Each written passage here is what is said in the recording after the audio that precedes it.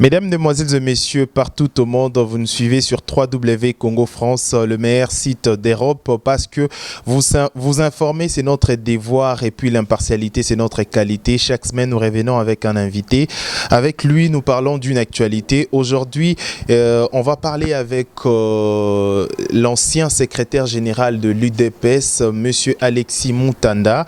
Après beaucoup de temps auprès de Etienne Tshisekedi Wamulumba, l'idée qu'il garde aujourd'hui, ou l'image qu'il garde sur Etienne Tshisekedi Wamulumba, c'est autour de tout cela que nous allons passer quelques minutes. Monsieur Alexis Mutanda, bonjour. Bonjour. Monsieur Alexis Mutanda, vous avez passé d'abord combien de temps ensemble avec Etienne Tshisekedi Wamulumba? Bon, écoutez, des dizaines d'années quand même, parce que je connais le président Tshisekedi depuis, disons, depuis les études. Hein, et comme je l'ai déjà dit à vos collègues, je l'ai d'abord connu à l'école secondaire. Il était évidemment de plusieurs années notre aîné, hein, il n'est pas de notre génération, mais déjà lorsqu'on commençait notre école secondaire, lui était déjà vers les années terminales. Et puis ensuite, il est arrivé évidemment à l'université, parce que vous le savez, il est sorti de la faculté de droit de l'université de Lovanium, à l'époque où nous, on venait de terminer notre école secondaire. Donc c'était des humanités latines que lui-même avait suivies. Et nous avons fait un peu des gréco-latines. Et alors, à partir de ce moment-là, évidemment, vous savez, en 60, avec les événements de l'indépendance, le président Tshisekedi était parmi les jeunes gens, les étudiants, que M. Mobutu, le général Mobutu, avait incorporé dans le commissariat général, disons, de l'époque. Hein, c'était en septembre 1960, lorsque M. Mobutu venait de faire son premier coup d'État contre le Premier ministre Lumumba et Kasavubu. Et alors, en ce moment-là, nous, on entrait à l'université. Moi, j'ai commencé ma faculté de Polytechnique et lui venait de terminer. Et alors, évidemment, il est entré dans la carrière politique en commençant d'abord par être directeur général de l'ENDA, l'École nationale d'administration publique. Et alors, à partir de ce moment-là, lui était devenu déjà un homme politique qui était à côté de Mobutu, qui venait de prendre le pouvoir en 1965. Il était son ministre de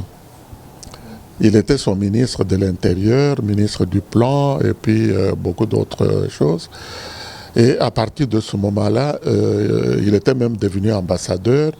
Et à cette époque, moi, j'étais directeur du projet Yinga Shaba à la SNEL.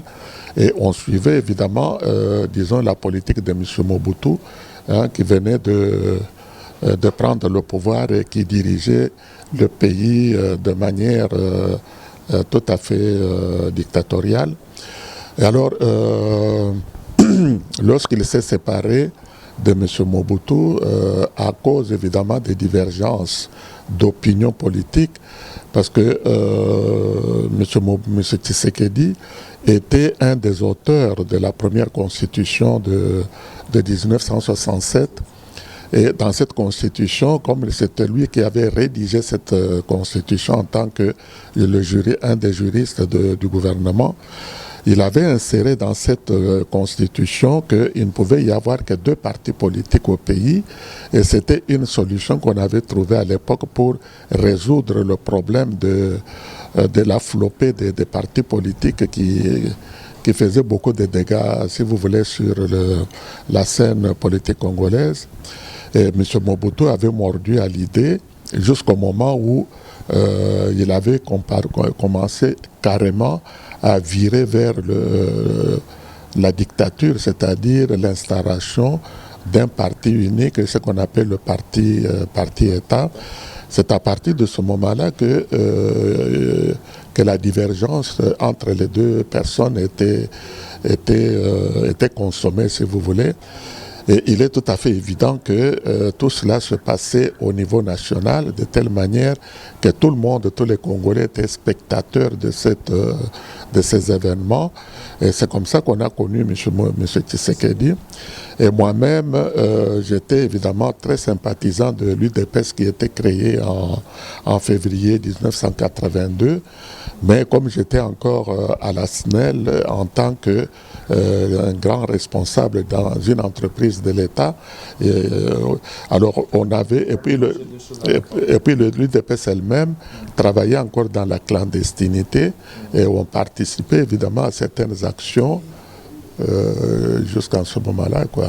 S'il faudra dire aujourd'hui, est-ce que la relation d'Etienne Tshisekedi et vous, c'était une relation d'enfance, on peut dire?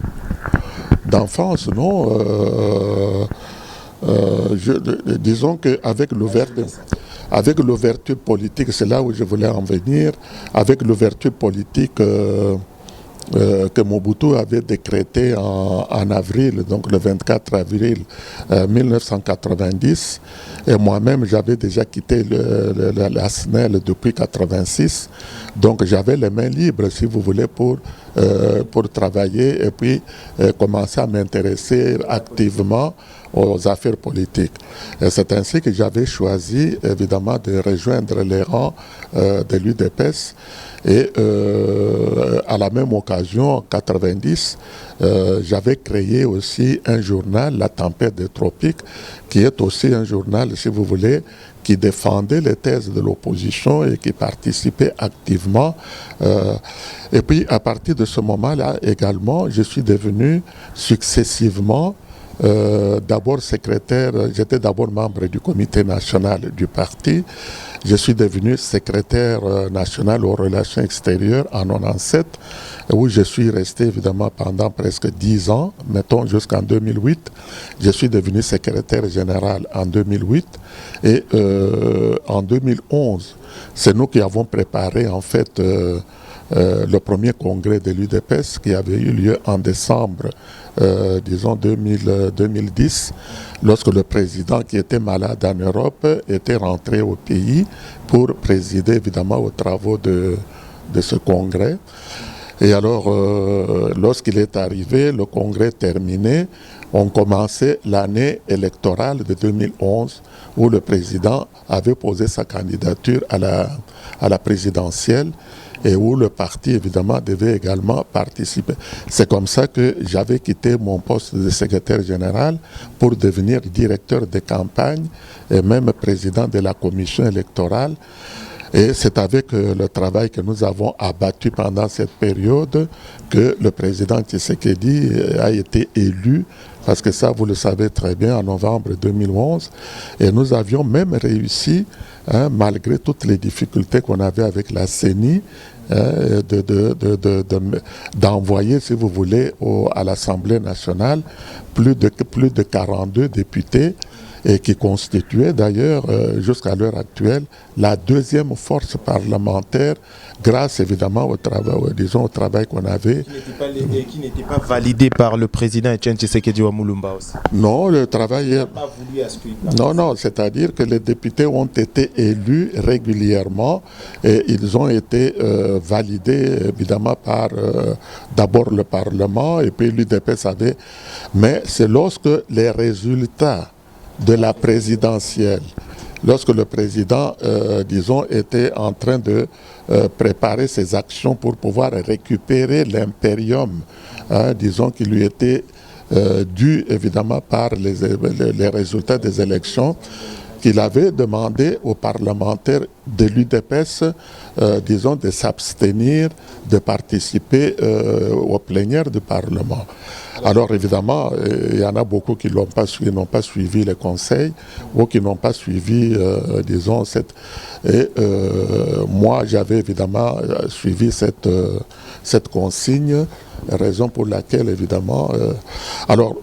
c'est de cette manière, comme vous pouvez le voir, que, disons, non seulement on est devenu très actif dans le combat de l'UDPS, mais que nous avons fait tout ce travail parce que en tant que secrétaire national aux relations extérieures, en tant que secrétaire général du parti, en tant que directeur de campagne, eh ben, j'étais un de ses collaborateurs les plus proches et puis on a travaillé avec lui, disons.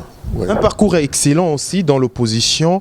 Aujourd'hui, s'il faudra au moins dire un mot par rapport à la politique de Etienne Tshisekedi Mulumba, il a combattu, il a milité pendant beaucoup d'années, mais il n'a jamais été le président de la République démocratique du Congo. Quelles leçons que vous avez aujourd'hui retenues de cette lutte de l'UDPS? Oui, nous avons retenu évidemment beaucoup de choses parce que comme je l'ai toujours dit, moi personnellement, tout comme certains de mes collègues, nous avons adhéré à l'UDPS non pas à la personne de M. Tshisekedi, mais aux valeurs que l'UDPS défendait. Et c'était des valeurs, évidemment, qui sont d'ailleurs des valeurs universelles, comme je l'ai dit à vos collègues.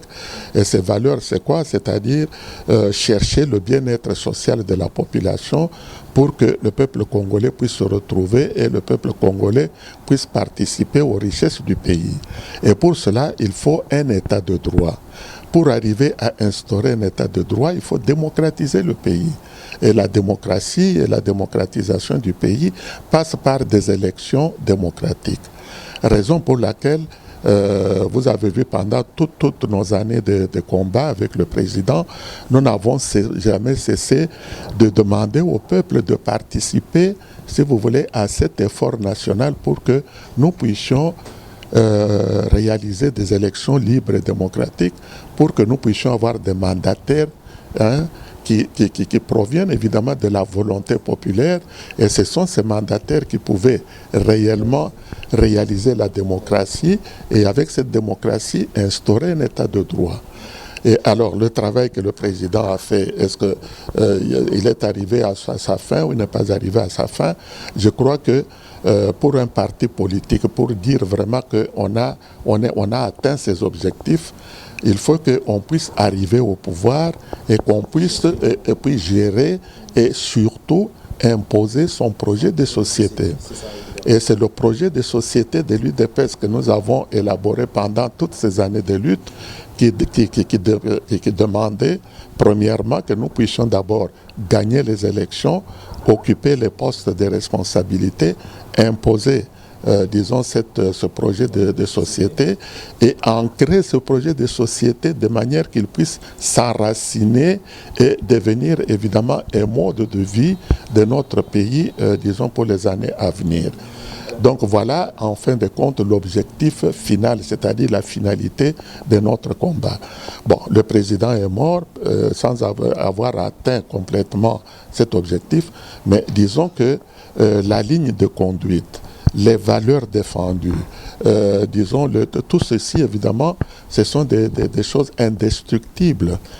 Parce que ce sont des idées, ce sont des pensées, ce sont des accomplissements, et ce sont des références, qui sont des enseignements que beaucoup de Congolais aujourd'hui, jeunes, des vieux, des adultes, des mamans, des femmes comme des hommes, doivent intérioriser pour pouvoir évidemment parvenir, si vous voulez, aboutir aux objectifs que pour lesquels le président a combattu pendant toutes ces années. Vous êtes assigné des objectifs. Aujourd'hui, l'absence du président Etienne Tshisekedi Mulumba, le président de l'UDPS, aujourd'hui de valeurs des 1982, est-ce que ce sont toujours de mêmes valeurs aujourd'hui dans l'UDPS? Mais les valeurs restent les mêmes, mais je ne sais pas si vous voulez parler des valeurs ou bien si vous voulez parler des animateurs, parce que les animateurs, c'est autre chose. Vous pouvez définir, vous avez défini, on a défini, si vous voulez, les organes du parti. La présidence, vous avez le secrétariat national, vous avez les ligues des femmes, des jeunes, etc., qui restent toujours membres de l'UDPS. Les valeurs restent les mêmes. Mais maintenant, ça dépend des animateurs, des personnes qui doivent animer, disons, ces organes pour pouvoir, évidemment, accomplir les objectifs qui sont... Alors c'est au niveau des choses, des animateurs, que le problème pourra se poser. Aujourd'hui, beaucoup de gens, beaucoup de personnes, le monde entier reconnaît sur la personne d'Etienne Tshisekedi Mulumba le combat non violent. Est-ce que c'est le même combat aujourd'hui que les militants de l'UDPS sont en train de mener? Oui, comme je vous ai dit, le parti a des valeurs, parce que ce sont ces valeurs qui sont décrites dans les statuts du parti. Ce sont ces valeurs qui sont décrites dans ce que j'ai appelé tout à l'heure le projet de société, dont la non-violence qui reste évidemment notre mode de lutte, etc. Mais maintenant, évidemment, ce qu'on constate, disons, dans les agissements, disons, de certaines personnes qui sont réellement des personnes inciviques ou qui sont manipulées, n'est-ce pas, par certaines personnes, des cadres du parti, pour des finalités bien déterminées ou bien pour des objectifs bien déterminés. On ne peut pas dire que c'est ça qui constitue les références.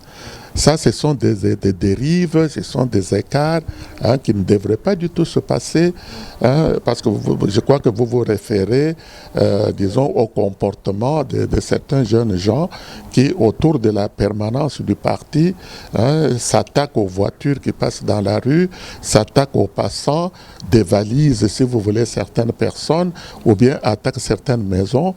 Eh bien, il faut dire que ça ressent. Mutanda, récemment, venait d'être victime à l'unité. Qu'est-ce qui s'est passé au juste? Bon, au juste, je crois que vous avez tous suivi l'événement. Lorsque le président est décédé, personnellement, en tant que responsable des 3 organes de presse, de la tempête de Tropique, SMTV, etc., eh bien, nous avons mobilisé tous nos organes de presse pour qu'ils puissent être impliqués dans ces funérailles. Et nous avons suivi de très près, évidemment, ce qui se passait à l'unité pour qu'on puisse... alors, c'est ainsi que ce dimanche, nous sommes allés à l'unité pour signer le livre de condoléances qui était ouvert à tout le monde.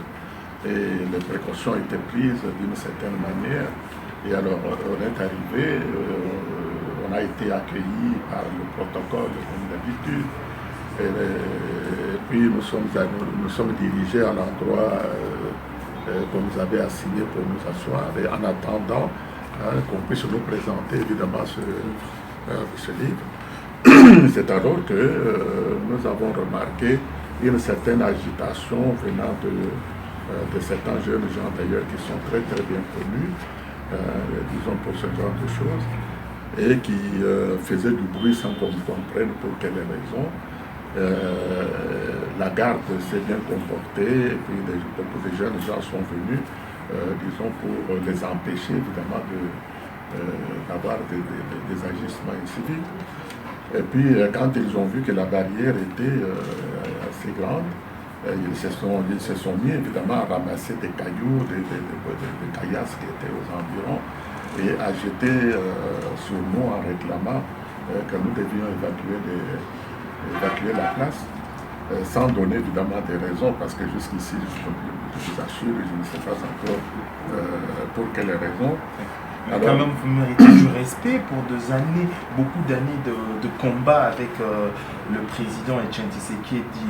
Vous étiez directeur de campagne, secrétaire général à l'UDPS. Pourquoi? Est-ce que vous avez trahi la politique de l'UDPS pour mériter? Mais justement, c'est ça qu'on aimerait bien savoir, parce que trahir, si trahison il y a, quelqu'un doit vous dire dans quel domaine vous avez trahi. C'est comme ça que j'ai toujours posé la question, mais trahir qui? Trahir quoi? Trahir quand?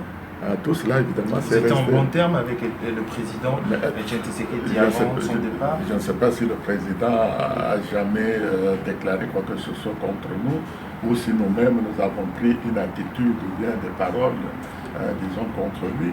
ou même contre le parti. Je ne pense pas, vous savez très bien que pendant des années, la maison qui servait de siège social à l'UDPS, pendant plus de 14 ans, c'est notre maison qu'on avait mis à la disposition du parti. Et comme je vous ai dit, nous évoluons dans ce parti depuis plus de 25 ans, donc de manière très affective avec le président. On était avec lui au dialogue intercongolais, on a fait la campagne électorale, on a fait beaucoup de tournées même à l'extérieur quand j'étais aux relations extérieures.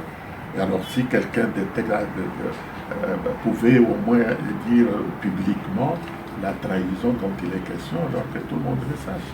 Mais ça, alors évidemment, disons, on a été amené, disons, à l'intérieur de la maison, et nous avons eu l'occasion évidemment de signer le message qu'on devait livrer. Et le secrétaire général Kabound est arrivé. J'ai entendu la voix de M. Renankoy qui essayait de calmer les gens à l'extérieur. Et M. Kabound nous a prêté son véhicule pour sortir de la parcelle. Et c'est ainsi d'ailleurs, je peux dire que c'était de la chance pour nous parce que mon chauffeur avait déjà éloigné le véhicule parce que sinon il allait être... Alors, lorsqu'on fait des analyses de tout cela, lorsqu'on fait, disons, l'examen de tous ces éléments, on constate que ces jeunes gens sont des jeunes gens qui sont manipulés, qui sont, disons, au service de certaines personnes bien connues, qui ont peut-être peur disons, d'être, c'est pas moi. Vous savez que les jalousies, les choses, on peut se mettre une idée dans la tête, parce qu'on a de la boue sur le corps, alors disons, alors on enlève la boue qui est sur son corps, on la jette. Une semaine avant ces incidents, on était descendu à l'unité. On est même allé jusqu'à la résidence du président où on avait la chapelle ardente. On s'est incliné devant cette chapelle. On est resté à peu près 1 heure. Et puis, il y avait tous ces jeunes gens qui étaient là. On est parti de là le même dimanche, l'après-midi, pour aller parler avec le secrétaire général au siège social. On a parlé avec lui, il y avait toujours plein de monde. Et le véhicule était avec nous à l'intérieur de la parcelle. Il n'y a rien qui est arrivé. C'est une manipulation. Alors maintenant, 1 semaine après, on tombe dans ce genre de choses. Donc vous pouvez vous-même conclure, évidemment, que je comprends que le président décède. Excusez, Monsieur Alexis Moutanda, est-ce que l'avenir de l'UDPS aujourd'hui, avec tout ce qui se passe déjà présentement, qu'est-ce que vous oublierez? Eh bien, c'est ça qui nous inquiète le plus, parce que vous voyez justement, c'est un parti de l'opposition. L'opposition a droit au régime en place. C'est un parti démocratique qui voudrait imposer la démocratie. Et vous savez que sur le terrain de l'opposition, il y a quelques années, on pouvait compter le PALU, on pouvait compter le MLC, et puis l'UDPS comme étant les 3 grands partis de l'opposition. Le PALU, évidemment, est devenu ce qu'il est devenu, le MLC aussi. Donc c'est l'UDPS qui était resté vraiment le parti de l'opposition qui gênait très sérieusement, disons, la majorité au pouvoir. Alors vous comprenez qu'à un moment donné, à mon avis, c'est l'infiltration, la corruption, l'argent beaucoup circulé, etc., pour pouvoir amener évidemment l'UDPS là où se trouve aujourd'hui, de telle manière qu'il y a même parmi les cadres, parmi les dirigeants de ce parti, qui sont derrière évidemment ce genre d'agissement. Alors vous comprenez que ça doit réellement inquiéter tout le monde parce que l'UDPS ne pouvait pas, évidemment, même avec... je peux vous donner l'exemple de l'ANC en Afrique du Sud. L'ANC avait aussi combattu pendant des années. Il y avait des leaders charismatiques comme Mandela. Mandela est mort, mais vous savez très bien que l'ANC continue. Et aujourd'hui, si on va aux élections, eh bien, il y a beaucoup de chances que l'ANC puisse encore remporter disons, des élections. Mais donc ça démontre une grande organisation, une volonté ferme des personnes pour aller de l'avant.